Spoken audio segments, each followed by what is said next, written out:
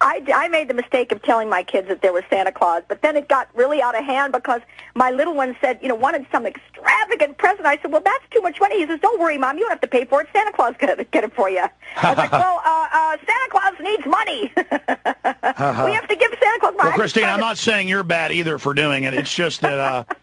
No, I know, but it's like, I figured it out, after the fact. That but I'm illustrating Santa Claus for the example of just the kind of brainwashing that goes on. And, I think when I was a kid, I can literally, tell you right now verbatim a poem I wrote when I was 9 years old called The Communist Rhyme about all the bad guys, that are in the communist countries, all the bad leaders. And that's another thing. So you just grow up thinking that. So now when the communism fell. They replace it with the new boogeyman. Yeah. So now, and this is even better. I'll tell you what, I want to hear this rhyme. I want to hear the actress Christina Ebersole do it. Okay. Keep calling you Christina. Christine Ebersole. Go ahead. Yeah. Do you want me to hear it now? Yeah, go ahead. Okay. Yulbrecht is made out of all brick. Khrushchev is made out of cheese. Mao Zedong is just a little dumb, but what can rhyme with these? Tito and Castro are bad, you see, but all of them are big boogers to me. That was You're cute. That is so funny. It's dating me, isn't it? All those people are dead now, but yeah, that's it. Now, and I think I got a good grade on that, too. It was like, I was patted on the head. Aren't you good for creating this rhyme about all the bad people, Meanwhile, those bad people were all to a one funded by the globalist. Yeah, that's right. Now, Christine, let's get into 9/11. Jesse Ventura's gone public on this show, blew up, national TV, Fox, CNN, Associated Press, hundreds of papers. Willie Nelson went public here, saying it was an inside job, TV, radio, all over. Margaret Cho went public here. One of the top Japanese parliamentarians went public.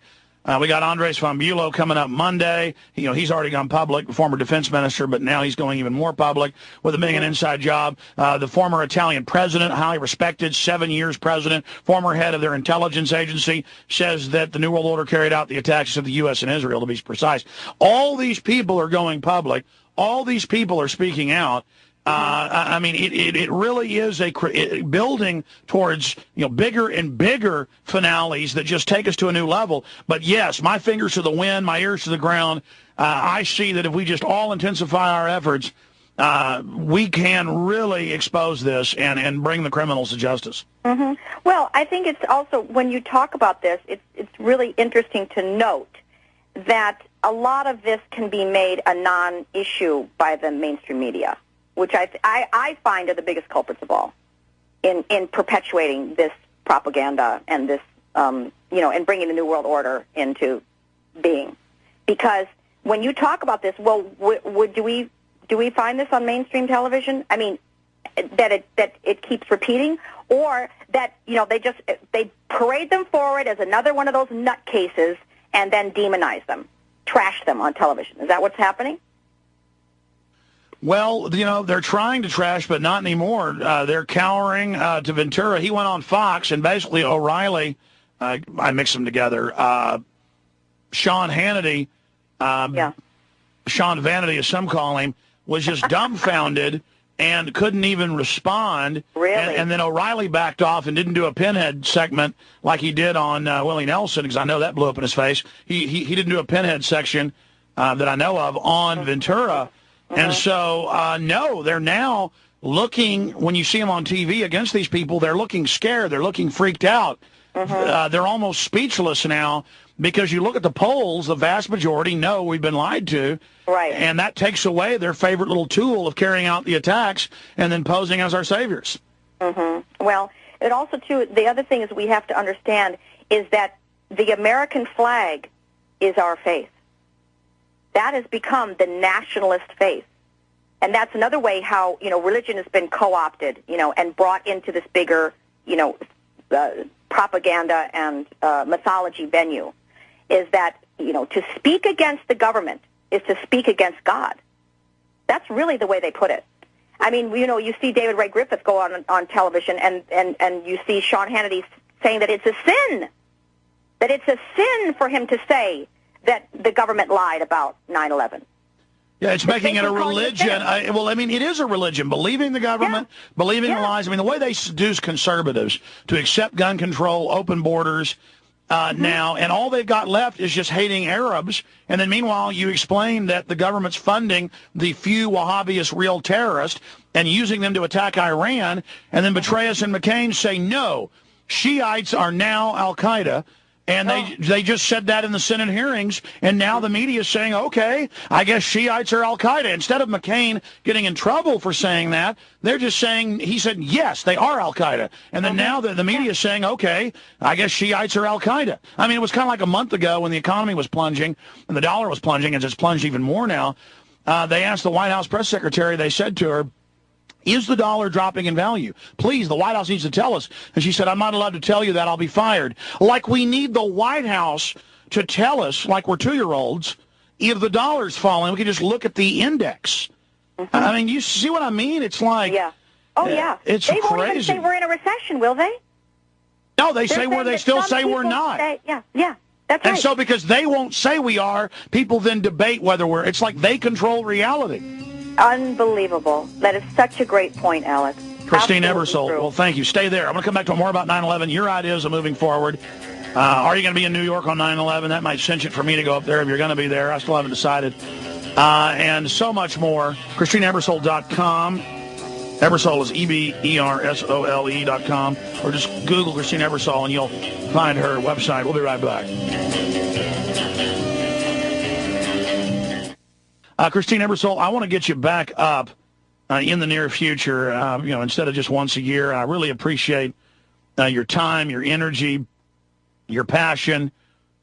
And I know I keep saying that. I mean, I really do. From my family to yours, thank you for your courage. Thank you for what Christine Ebersole did, because you were the second person for Charlie Sheen when they tried to drag him through the mud and demonize him, and now you came out, and now many other Hollywood people have come out, and it makes it easier and easier for more now to speak up, and people see that courage, not just in entertainment and in the arts, but in business, in finance, in government, in engineering, and so you really are a trailblazer, Christine. Well, thank you, Alex, and you are too, and I really appreciate the work that you do. In the 3 or 4 minutes left we've got, any other points or ideas you want to impart to the audience? Well, I think that the main defense with people that can't get on board the 9/11 truth train is that people say that, too many people would have to know in order for this. In other words, too many people would have to know that were involved in 9/11. But again, it gets, I get back to that story, but it's the brainwashed that are doing the brainwashing. It's the people, it's this society that we live in that people don't learn to think for themselves, and they've absolutely given all of their power away. And I just wanted to end this story by my brother, who we talk about 9/11 a lot, and he has a little trouble getting on board. He's always saying to me, "But Chris, I'll keep an open mind." Well, he calls me from Disney World. He said, "Chris, I am in the happiest place on earth, and I'm going through the turnstile, and they want to fingerprint me." I said, "What?" He said, "No, they want to fingerprint me, and everyone's blindly going through and sticking their finger through this laser thing, and they're all happily on their way to get the popcorn and take the rides." I said, "What did you do?" He says, "I refused." I said, now, by the way, when they first did that 5 years ago, they would say no. Now, for those that say no, they let you through. But it's the cattle thing, like going into the showers. Yeah. They just don't think. Into a database. Yes. Which is all, the Barrett, But it also Pavlovianly trains you. A lot of schools come scan the kids to get school lunches, elementary, or to get library books, or go to the tanning salon or gym or bookstore. Yeah. It's all for the cashless society. Then they track everywhere you go. They turn your cash cred off if you aren't serving the New World Order. Or if they say you haven't paid your 85% tax bracket. It's total control. And so did that wake your brother up? Well, that's what I mean. See, if you think of 9/11 as the epicenter of truth, as the epicenter of the New World Order, of the catalyst that they needed in order to galvanize the people and to make them afraid and to giving up their civil liberties, then when these things start happening, when you start to question these things, like, well, why am I being fingerprinted to go into the happiest place on earth? Then you think, You see, it ends the confusion. When you stand in truth and you know the truth and the truth sets you free, then you're not so confused. It's like, oh, of course this is, because this is all leading us into total world domination and complete control of us. Well, when they take people in Fallujah, they thumb scan them, and when I videotaped the Marines training to put us in camps in 99, they were fingerprinting us, and that's the control grid. Christine, stay there. We'll be back in 70 seconds. I want to say bye to you on air. Here we go.